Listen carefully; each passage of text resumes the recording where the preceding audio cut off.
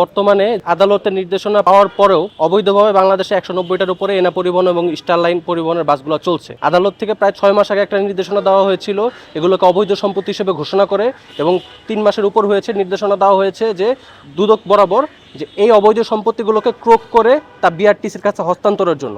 কিন্তু এখন পর্যন্ত কোনো কার্যত পদক্ষেপ না দেখতে পাওয়ার জন্য, এবং সম্প্রতি এই বিষয়ে বেশ কয়েকটা জাতীয় গণমাধ্যমেও পর্যন্ত সংবাদ হয়েছে, তারপরেও আমরা দেখেছি যে দুদক থেকে বা সরকারি কর্তৃপক্ষ থেকে কোনো ধরনের ব্যবস্থা নেওয়া হয়নি। এ প্রেক্ষিতেই আমরা 5ই নভেম্বর একটি সংবাদ সম্মেলন করেছিলাম, যেখানে আমরা বলেছিলাম যে আমরা 2 কার্য দিবস অর্থাৎ রবিবার পর্যন্ত দেখব, তার পরবর্তীতে আমরা আমাদের পরবর্তী কার্যক্রম পরিচালনা করব। তো স্বাভাবিকভাবে আজকে আমাদের পরিকল্পনা ছিল আমরা দুদকের সামনে একটা অবস্থান কর্মসূচি পালন করব, কিন্তু দেশের সার্বিক অবস্থার কারণে একটা নিরাপত্তাজনিত যে ঘটনা চলছে, এবং আপনারা জানেন যে গত 2 দিনে 10 জায়গার উপরে বাস আগুন দেওয়া হয়েছে আওয়ামী লীগের সন্ত্রাসীদের দ্বারা। তো এর প্রেক্ষিতে আজকে আমরা আমাদের যে কর্মসূচি তা একটু সংক্ষিপ্ত করে আজকে আমরা দুদকের কর্তৃপক্ষের সাথে দেখা করতে এসেছিলাম অগ্রগতি জানার জন্য। আমরা কিছুক্ষণ আগেই দুদকের মহাপরিচালক এবং অন্যান্য কর্তৃপক্ষের সাথে কথা বলেছি, এবং তারা আমাদেরকে যেটি জানিয়েছে তার জানতে পেরে আমরা আসলে হতাশ হয়েছি। আমরা যখন দুদকে প্রথমে ঢুকলাম তখন আসলে এক একজন দেখলাম এক এক কথা বলতেছে। অনেকে বলতেছে যে 190টার মধ্যে 113টা বাস ধরা হয়েছে নাকি, বাকিগুলা বাস তারা খুঁজে পাইতেছে না। আমি জানি না এই কথা সে কেন বলছে, আমি তো চোখের সামনে এনা বাস প্রতিনিয়ত দেখছি।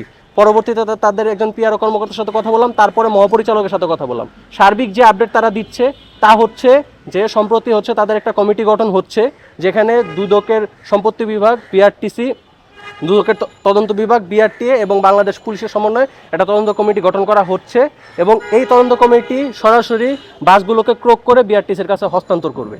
কিন্তু এই তদন্ত কমিটি যে গঠন করা হচ্ছে, তদন্ত কমিটি থেকে এখন পর্যন্ত বাংলাদেশ পুলিশ এবং দুদকের সম্পত্তি বিভাগের ওই ধরনের কোনো রেসপন্স তারা পায় নাই, যে কারণে এটা এখনও ডিলে হচ্ছে। এখন আমাদের কথা হচ্ছে যে 6 মাস আগে আদালত একটা নির্দেশনা দিয়েছে, এখনও তারা ডিলের কথা বলতেছে, এখনও তারা রেসপন্সের অভাবের কথা বলতেছে। এইদিকে আপনারা যদি দেখেন যে গত 2 দিনে এই যে আওয়ামী লীগ যে 13 তারিখে একটা লকডাউনের ঘোষণা দিয়েছে নিষিদ্ধ সংগঠন, এই ঘোষণার আগেই গত 2 দিনে প্রায় দেশের 10টা জায়গাতে অলরেডি অগ্নি সন্ত্রাসের মতো ঘটনা ঘটেছে।